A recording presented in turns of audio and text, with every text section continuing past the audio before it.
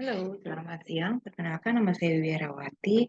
Saya adalah salah satu mahasiswi Universitas Pasar Sakti, Prodi Manajemen semester 3. Di sini saya diberi kesempatan oleh dosen pengampu saya, yaitu Bapak Sumardi SEMM, untuk mempresentasikan mata kuliah Ekonomi Makro untuk ujian akhir semester. Di sini Bapak Sumardi memberi beberapa soal kepada kami untuk bisa dijelaskan lewat presentasi berikut ini. Untuk soal pertama adalah jelaskan ruang lingkup analisis makroekonomi, di mana jawabannya adalah dalam buku ekonomi makro di salah satu karya Ali Ibrahim Hashim bahwa ekonomi makro dijelaskan sebagai ilmu yang mempelajari perilaku perekonomian secara keseluruhan, atau bisa kita sebut dengan agregat, di mana ruang lingkup ekonomi makro meliputi kemakmuran atau resesi. Kemakmuran dan resesi, output barang dan jasa perekonomian, serta laju pertumbuhan, output, inflasi, dan pengangguran, dan juga termasuk ke dalam neraca pembayaran dan nilai kurs. Analisis makroekonomi menerangkan tentang bagaimana segi permintaan dan penawaran dalam menentukan kegiatan dalam perekonomian. Lalu di mana masalah-masalah utama yang digapai di setiap perekonomian. Lalu peranan kebijakan dan campur tangan pemerintah untuk mengatasi masalah ekonomi yang dihadapi.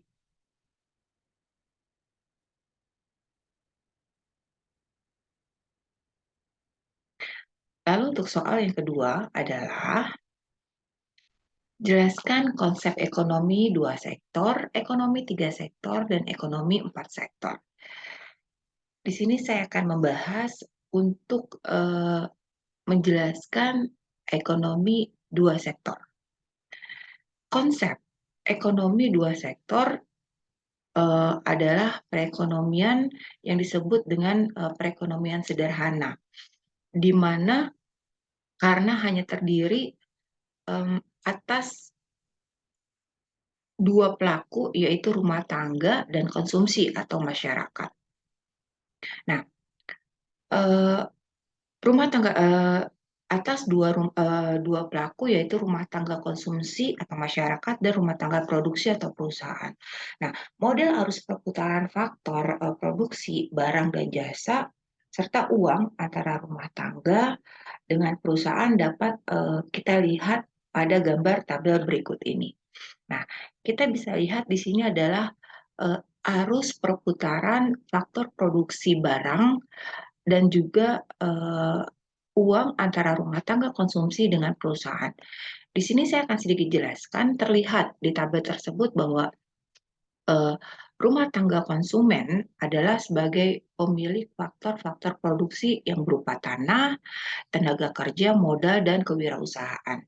Sedangkan penawaran faktor produksi oleh rumah tangga ini akan bertemu dengan permintaan faktor produksi oleh perusahaan. Nah, ini akan terjadi sebuah interaksi di mana di pasar faktor produksi, sedangkan di pasar barang terjadi interaksi antara perusahaan sebagai penghasil barang dan jasa dengan konsumen sebagai pengguna barang dan jasa. Sehingga terjadi sebuah hubungan yang saling menguntungkan satu sama lain.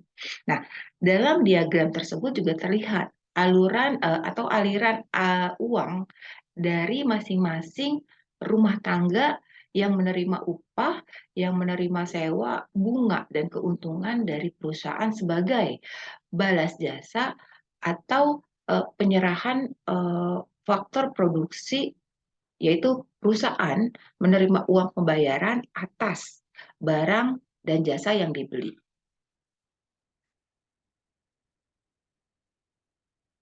Selanjutnya adalah konsep ekonomi 3 sektor. Nah, pada gambar siklus ekonomi 3 sektor ini, ya konsepnya sekilas tidak jauh berbeda dari gambar perekonomian dua sektor, di mana perbedaan perekonomian dua sektor dan tiga sektor adalah adanya sektor ketiga, yaitu tambahan dari pemerintah. Nah, keberadaan pemerintah ini tentu saja mempengaruhi interaksi antara pelaku ekonomi yang ada di dalamnya. Pada perekonomian tiga sektor, sebenarnya interaksi antara sektor rumah tangga dan perusahaan sebagaimana ditunjuk oleh garis pada nomor 1 dan nomor 2 tidak jauh berbeda dengan pembahasan interaksi pelaku ekonomi dua sektor. Nah, rumah tangga tetap menjadi konsumen bagi perusahaan, sehingga rumah tangga membeli barang dan jasa dari perusahaan. Nah, hal ini menyebabkan aliran pendapatan dari sektor rumah tangga ke sektor perusahaan. Jadi, pada perekonomian tiga sektor ini, karena adanya pajak yang menjadikan pendapatan menjadi disposable, menjadi lebih kecil dari pendapatan nasional. Dan hal ini dapat kita rumuskan dengan YD sama dengan Y dikurangi T. YD merupakan pendapatan disposable dan Y adalah pendapatan nasional dan T merupakan pajak.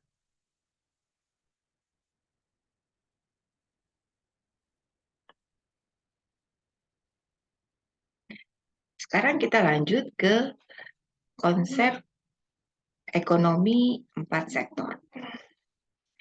Di mana perekonomian empat sektor adalah perekonomian yang memang terdiri atas empat pelaku atau sektor ekonomi. Pelaku ekonomi sendiri dapat dipahami sebagai individu atau lembaga yang terlibat dalam sebuah aktivitas ekonomi, dan pelaku ekonomi dalam perekonomian empat sektor ini melingkupi sektor perusahaan, rumah tangga, pemerintah, dan internasional atau luar negeri. Nah, dalam ilmu ekonomi memandang bahwa keempat sektor atau pelaku tersebut yang dipandang terlibat dalam aktivitas perekonomian. Nah, dalam circular flow diagram tersebut terlihat interaksi pelaku ekonomi empat sektor, dan untuk interaksi antara rumah tangga, perusahaan dan pemerintah, ya, tiga sektor dapat dikatakan sebagai interaksi dalam perekonomian tertutup. Sedangkan interaksi perekonomian dari empat sektor, yaitu rumah tangga, perusahaan, pemerintah, dan internasional, dapat disebut sebagai perekonomian terbuka. Nah, di sini saya akan sedikit jelaskan ya. Yang perlu dipahami dari circular flow diagram di atas tersebut adalah diagram pelaku ekonomi empat sektor tersebut menggambarkan aliran pembiayaan atau pembayaran pendapatan. Artinya, tanda panah ini menunjukkan aliran uang dari satu pelaku ekonomi ke pelaku ekonomi lainnya. Nah, terdapat 8 tanda panah yang menggambarkan antara hubungan pelaku ekonomi. Contohnya, tanda panah nomor 1 menggambarkan aliran atau uang atau pembayaran dari sektor rumah tangga ke perusahaan. Nah, alasan kenapa aliran uang inilah yang dijelaskan pada bagian-bagian berikutnya. Nah, pada pembahasan empat sektor ini akan mengulas bagaimana interaksi di antara empat pelaku ekonomi tersebut untuk dapat memahami interaksi antar pelaku ekonomi ini dengan melihat ilustrasi diagram bahwa pelaku ekonomi empat sektor ini dari diagram tersebut akan tergambar sebuah hubungan interaksi antara satu pelaku dengan pelaku lainnya.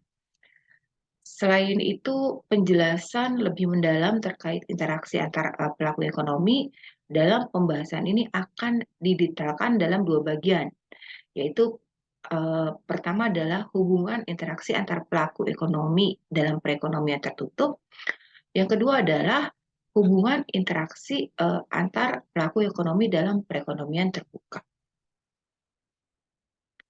Sekarang kita masuk ke soal ketiga, di mana pertanyaannya adalah jelaskan pengertian ekonomi terbuka dan ekonomi tertutup. Di mana perekonomian terbuka adalah sistem ekonomi yang mengutamakan interaksi dengan dunia luar lewat perdagangan internasional. Dalam bahasa Inggris, perekonomian terbuka disebut dengan open economy. Sementara perekonomian tertutup dinamakan dengan closed economy. Sedangkan pengertian dari perekonomian tertutup adalah sistem ekonomi yang tidak berinteraksi dengan negara lain. Kata lainnya, negara yang memang mengusung sistem closed economy hanya mengandalkan produksi sumber daya juga tenaga kerja hanya dari dalam negerinya saja. Nah, hal yang membedakan antara lain adalah eh, sektornya. Dalam open economy ada 4 sektor yang bisa diandalkan, yaitu sektor ekonomi bisnis, rumah tangga, dan sektor pemerintah, serta luar negeri. Berbeda dengan perekonomian tertutup yang hanya memiliki 3 sektor, yaitu sektor bisnis, rumah tangga, serta pemerintahan, di mana kesimpulannya adalah hal yang membedakan perekonomian terbuka dengan perekonomian tertutup, yaitu ada atau tidaknya perdagangan internasional serta kegiatan impor dan ekspor. Sekarang kita masuk ke soal keempat. Produk domestik bruto adalah suatu indikator yang dapat digunakan untuk mengukur kinerja perekonomian. Nah, dalam perhitungannya ada pendekatan pengeluaran dan pendekatan pendapatan. Silakan jelaskan. Nah, cara menghitung dengan menggunakan pendekatan pendapatan, kita bisa simpulkan dengan PDB sama dengan sewa ditambah upah ditambah bunga ditambah laba. Dengan penjelasan yaitu menghitung produk domestik bruto dengan pendekatan pendapatan yang akan melibatkan jumlah pendapatan yang diterima oleh pemilik faktor produksi. Nah, jadi secara garis besar PDB adalah ukuran kesejahteraan yang sempurna bagi suatu negara.